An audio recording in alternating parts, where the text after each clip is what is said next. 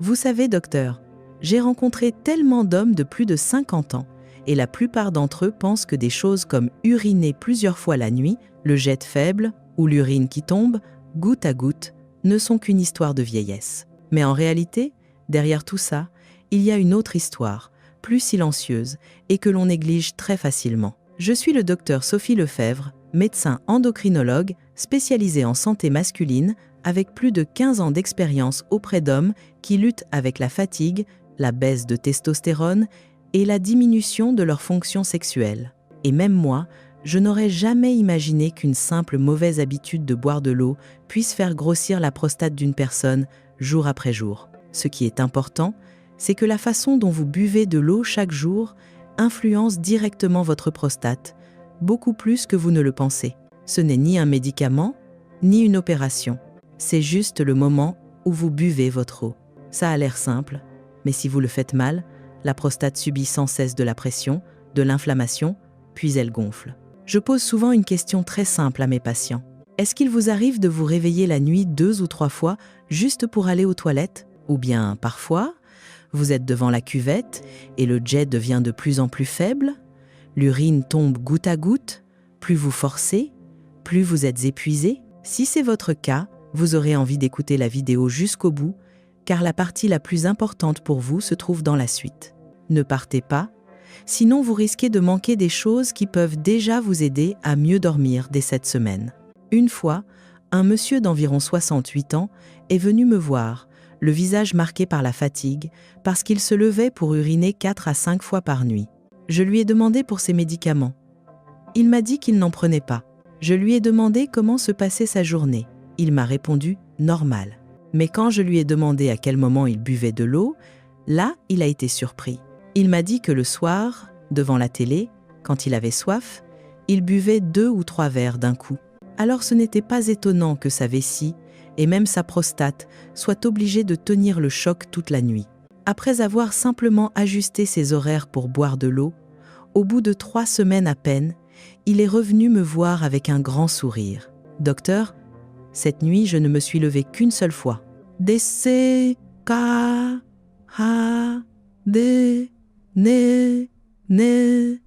histoires comme celle-là arrivent tellement souvent que j'ai fini par comprendre, la plupart des personnes âgées ne savent pas que le simple fait de concentrer l'apport en eau le matin, puis de le réduire petit à petit dans l'après-midi, surtout après 20 heures, diminue déjà énormément la pression sur la prostate. Quand le corps n'a plus à gérer trop d'eau pendant la nuit, la vessie est moins stimulée, la prostate est moins comprimée et votre sommeil devient beaucoup plus paisible. Je vous raconte tout ça pour que vous voyez bien que ce n'est pas de la magie, mais une règle biologique toute simple. Alors, qu'en pensez-vous? Est-ce que vous avez tendance à boire plus d'eau le soir que dans la journée? Est-ce que vous ignorez les signaux que votre corps essaie de vous envoyer depuis longtemps? J'aimerais que vous réfléchissiez vraiment à cette question pendant que vous écoutez la suite, car c'est la clé pour réduire l'inflammation, diminuer le gonflement de la prostate et améliorer à la fois votre vie sexuelle et votre santé globale. Si vous êtes dans la situation que je viens de décrire, laissez le chiffre 6 en commentaire. Si ce n'est pas votre cas, écrivez le chiffre 0. Vous pouvez aussi simplement partager vos pensées en commentaire, je les lis toujours toutes. Et n'oubliez pas de vous abonner à la chaîne pour que je puisse continuer à vous envoyer des vidéos utiles comme celle-ci. Et c'est justement à partir de ces histoires-là que j'ai fini par comprendre une chose, quelque chose qui paraît simple, mais qui peut réellement changer toute votre journée. Tout commence dès le matin, au moment où le corps se réveille après de longues heures sans recevoir une seule goutte d'eau. Quand j'ai demandé à Bernard, un monsieur de 62 ans, quelle était sa routine matinale, il m'a expliqué qu'il se levait, prenait une gorgée de café, puis se dépêchait de sortir. Pas une seule goutte d'eau, durant presque 12 heures. Imaginez un peu.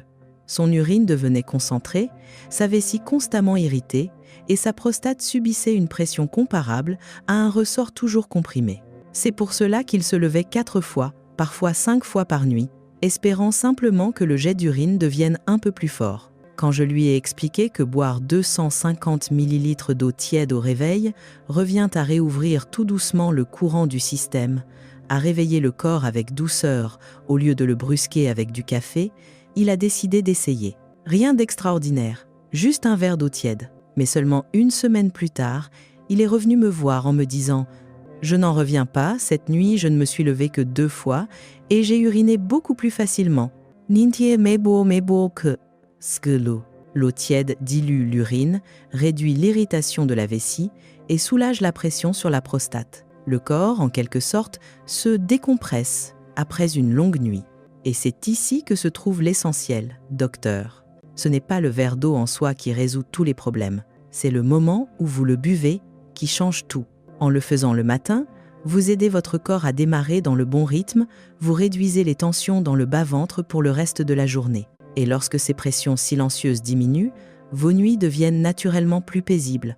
Si je vous raconte l'histoire de M, Bernard, ce n'est pas pour en faire quelque chose de spectaculaire, mais pour vous montrer que même les plus petits changements, lorsqu'ils sont faits au bon moment, peuvent apporter une différence que vous avez parfois cherchée pendant des années sans jamais trouver.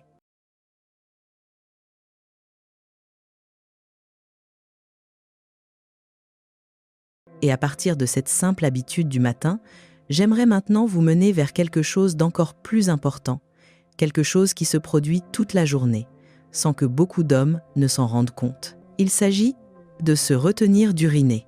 Je sais, cela peut sembler anodin, mais c'est l'une des raisons pour lesquelles la prostate de nombreux hommes subit une pression silencieuse pendant des dizaines d'années. Je me souviens très bien du cas de M. Marc, 58 ans, comptable. Il m'a raconté que dès qu'il s'asseyait à son bureau, il ne se levait presque plus. Il y avait même des jours où il se retenait d'uriner pendant 6 à 8 heures, simplement pour terminer un rapport plus rapidement. Au début, il ne ressentait qu'une légère pesanteur dans le bas-ventre. Mais quelques mois plus tard, son jet d'urine s'est clairement affaibli. Et lorsqu'il se levait enfin pour aller aux toilettes, il avait l'impression que quelque chose bloquait le passage. Lorsqu'il est venu consulter, je lui ai expliqué que l'urine qui reste trop longtemps dans la vessie devient concentrée, irrite les parois et surtout augmente la pression dans tout le bas du corps. La prostate se trouve juste en dessous et lorsqu'elle subit cette compression jour après jour, elle finit très facilement par gonfler et devenir sensible. Les examens ont montré que sa prostate avait grossi au point qu'il en est resté sans voix.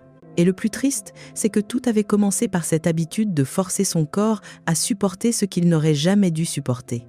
Se retenir d'uriner n'est pas un geste innocent. C'est comme laisser un sac rempli d'eau devenir de plus en plus tendu, sans jamais le vider. Quand il finit par réagir, c'est souvent trop tard. Lorsque je lui ai conseillé de programmer une alarme toutes les 2 ou 3 heures pour se lever, aller uriner, changer de posture et boire de l'eau plus régulièrement, les résultats ne se sont pas fait attendre. Au bout d'un mois à peine, il sentait une grande différence. Il m'a dit que son jet d'urine était redevenu plus fort, que la sensation de tension avait disparu, et surtout qu'il n'entrait plus dans les toilettes avec inquiétude. C'est exactement ce que je veux que vous compreniez.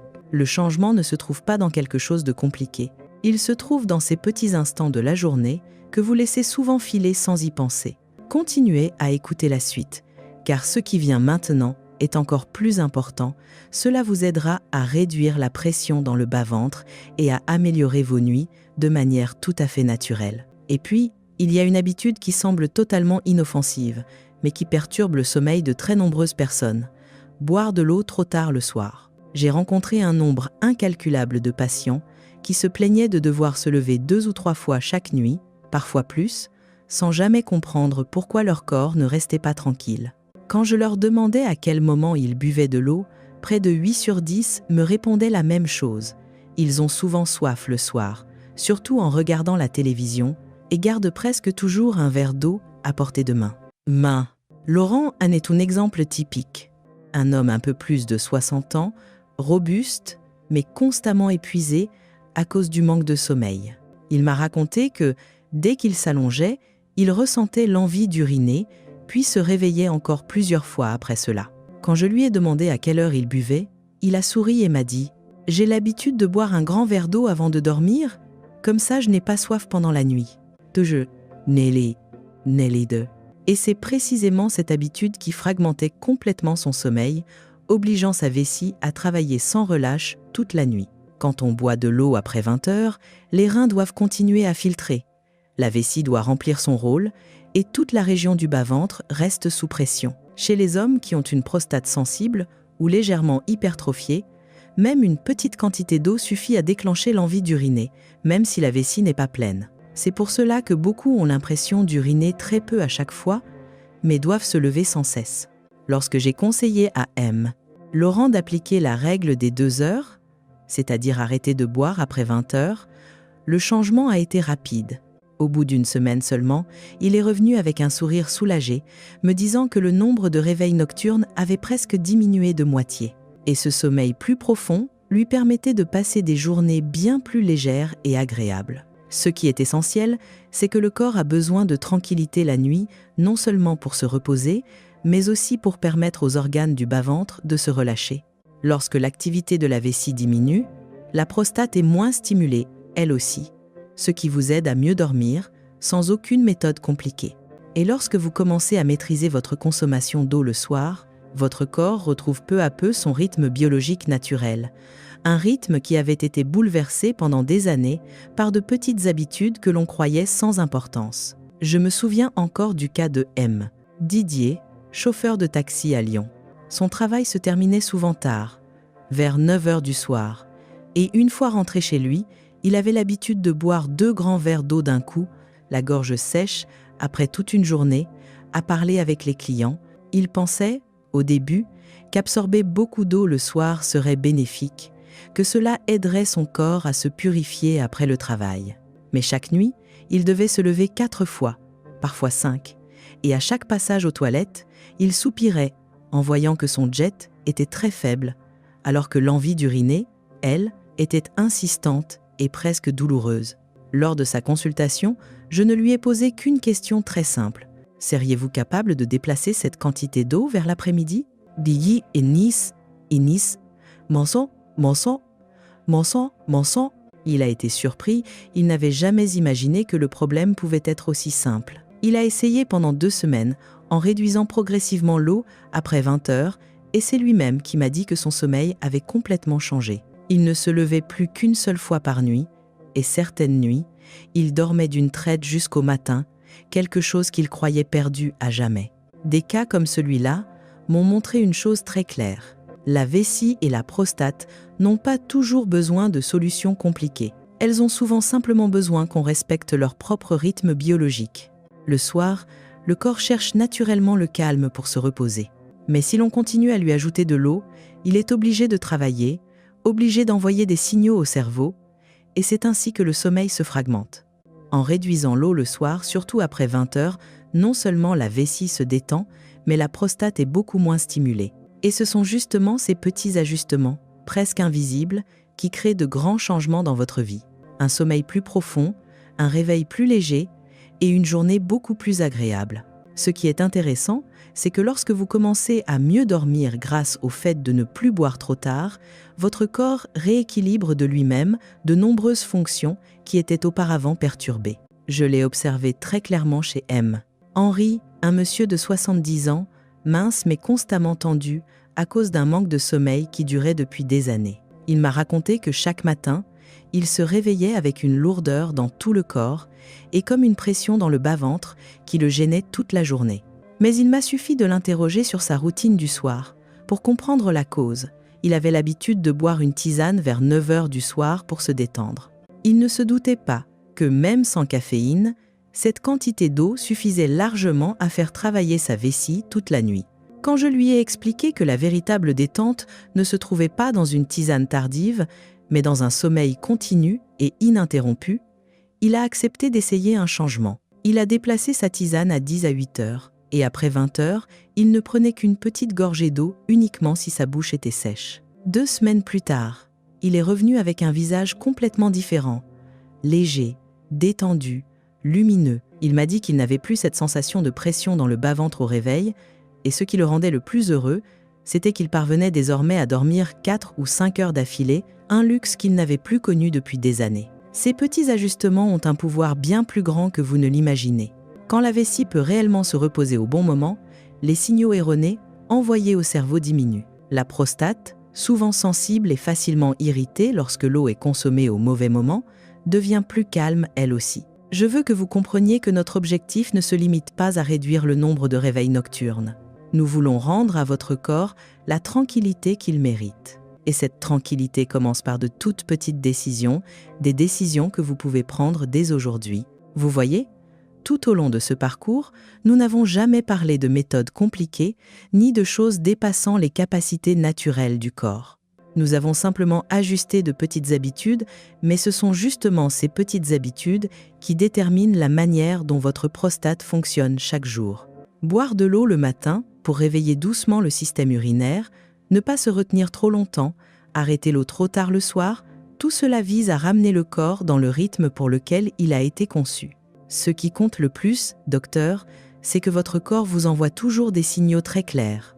Mais souvent, nous sommes trop occupés ou tellement habitués à ces gènes que nous finissons par croire qu'elles font partie du vieillissement. Mais ce n'est pas le cas. J'ai vu tant d'hommes persuadés qu'ils devaient vivre avec les réveils nocturnes, le jet faible ou cette pression dans le bas-ventre, jusqu'à ce qu'ils changent une toute petite habitude et leur quotidien s'est éclairci de jour en jour. Si vous appliquez régulièrement ce que je vous ai partagé aujourd'hui, votre corps finira par répondre. Un sommeil plus profond, une sensation de légèreté dans le bas-ventre, un esprit plus vif le matin, tous ces signes montrent que votre corps est en train de récupérer. Et la dernière chose que je veux que vous reteniez, c'est que prendre soin de sa prostate n'est pas un combat. C'est une démarche d'accompagnement. En avançant étape par étape, doucement, mais avec constance, vous verrez la différence. Avez-vous, vous aussi, rencontré des problèmes semblables à ceux des histoires que je vous ai racontées aujourd'hui ? Si oui, n'hésitez pas à les partager en commentaire.